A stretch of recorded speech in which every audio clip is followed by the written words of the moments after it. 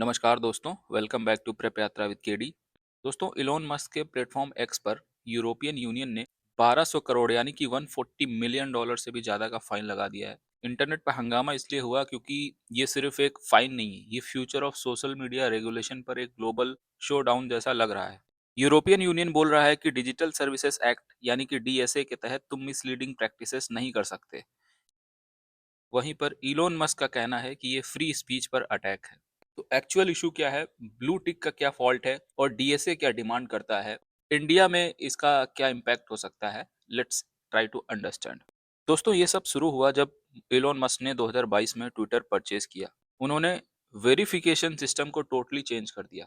पहले blue tick का मतलब होता था ऑथेंटिसिटी एंड आइडेंटिटी वेरिफिकेशन, पर अब कोई भी व्यक्ति पैसे देकर के ब्लू टिक खरीद सकता है। तो इसमें प्रॉब्लम क्या है दोस्तों? यूरोपियन यूनियन का जो एक्ट है डीएसए, उसने कहा है कि एक्स जो प्लेटफॉर्म है उसके साथ में there are basically three major issues. पहला इशू है कि जो ब्लू टिक सिस्टम है वो मिसलीडिंग है। यूजर्स सोचते हैं कि टिक का मतलब वेरीफाइड आइडेंटिटी है, जबकि रियलिटी में वेरिफिकेशन हो ही नहीं रही। मतलब अगर मैं फेक इलोन मस्क बनूं और टिक खरीद लूं तो लोग मुझे असली समझ लेंगे। मतलब इससे हो क्या रहा है, इससे स्कैम का डर बढ़ रहा है।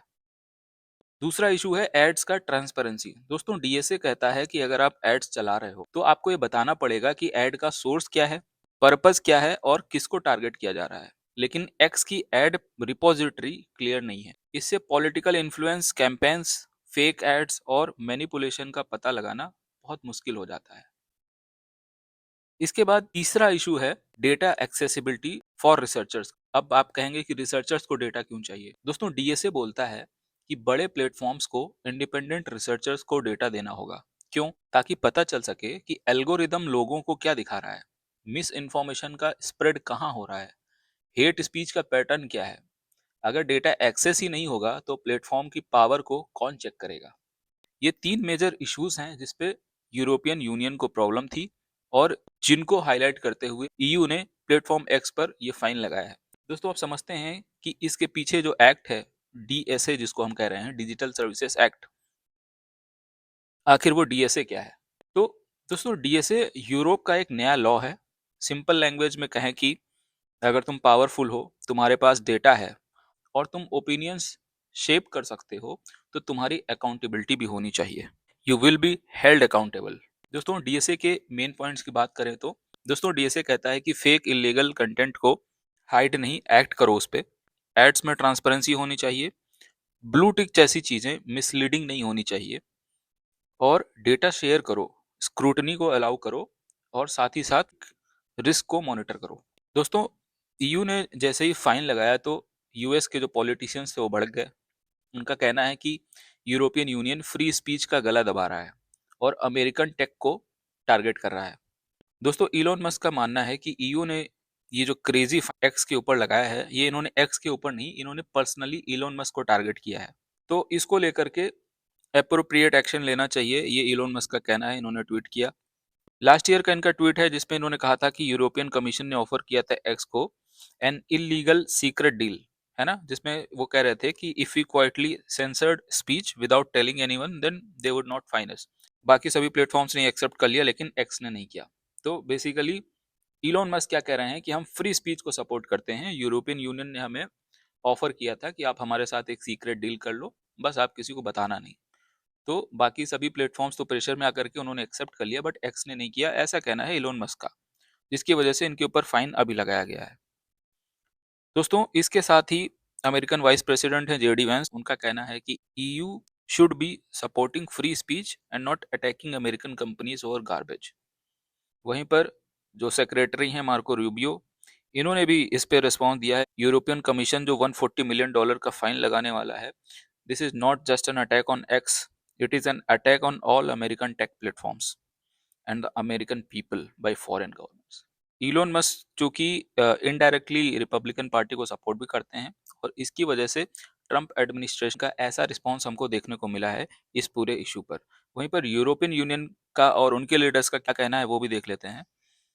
दोस्तों, बेसिकली यूरोपियन यूनियन का जो रिस्पॉन्स है, उनका कहना है कि we are regulating deception and not speech. European Commission ने ट्वीट किया था कि we fined X for non compliance with the transparency obligations under the DSA. जिसमें इन्होंने ये 3 मेजर पॉइंट्स दिए इन्होंने, जिनको हमने डिस्कस किया। वहीं हेना वर्कुनेन जो एग्जीक्यूटिव वाइस प्रेसिडेंट है European Commission for technological sovereignty, security and democracy की, इन्होंने कहा है कि today we have issued a fine to X for breaching its transparency obligations under the DSA. तो इन्होंने भी बेसिकली ट्रांसपेरेंसी ऑब्लिगेशंस के वायलेशन को लेकर के एक्स पे पेनल्टी लगाई है, ऐसा कहा है। वहीं पे नीदरलैंड के एक पॉलिटिशियन हैं गीर्ट विल्डर्स, इनका कहना है बेसिकली नीदरलैंड के ये जो पॉलिटिशियन हैं गीर्ट वाइल्डर्स, ये एक फार राइट आइडियोलॉजी के पॉलिटिशियन माने जाते हैं, डच पॉलिटिशियन है। इनका कहना है कि एक्स पे फाइन लगाना तो दूर है, ईयू कमीशन को ये अबॉलिश कर देना चाहिए। वहीं पे बैरी एंड्रूस जो आयरिश पॉलिटिशियन है और मेंबर हैं यूरोपियन पार्लियामेंट के, उन्होंने जेडी वेंस के ट्वीट पे रिप्लाई किया। उन्होंने कहा कि मिस्टर वाइस प्रेसिडेंट, हम इन्वेस्टिगेट कर रहे हैं एक्स को, इसका मतलब ये नहीं कि हम सेंसरशिप कर रहे हैं। X is hiding its work from researchers and misleading us as users. तो बेसिकली मिला जुला हमको एक रिस्पॉन्स देखने को मिल रहा है यूरोपियन यूनियन में। हालांकि यूएसए के साइड से जो रिस्पॉन्स है दैट इज एकदम क्लियर कि European union is targeting American companies.